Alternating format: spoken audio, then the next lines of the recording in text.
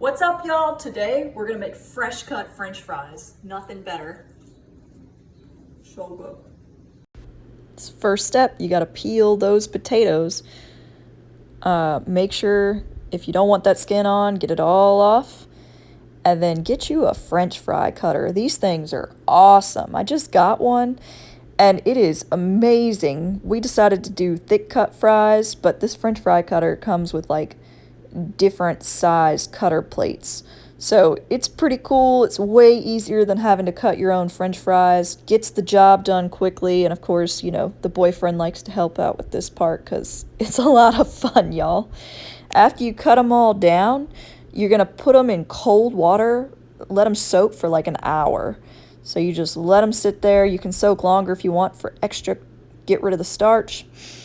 And then you're going to wash your French fries off for a final wash after you let them soak. You're going to pat them dry.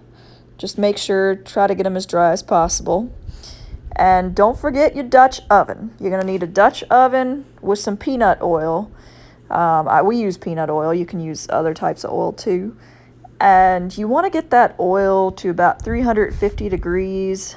Try that. And then we popped those fries in. Make sure not to add too many fries at one time. You don't want to get them all clumpy, and you know, we want them to come out nice and crispy. So we got them going.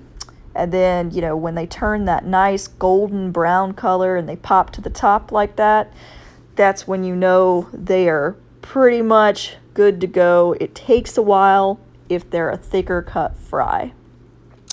Y'all look at that. Oh, it's just so beautiful. I love French fries. So check that out. We added some salt to it, of course, because, you know, it's French fries. And we're done. All right, y'all. We just took them out of the Dutch oven. Still hot. But they're so good.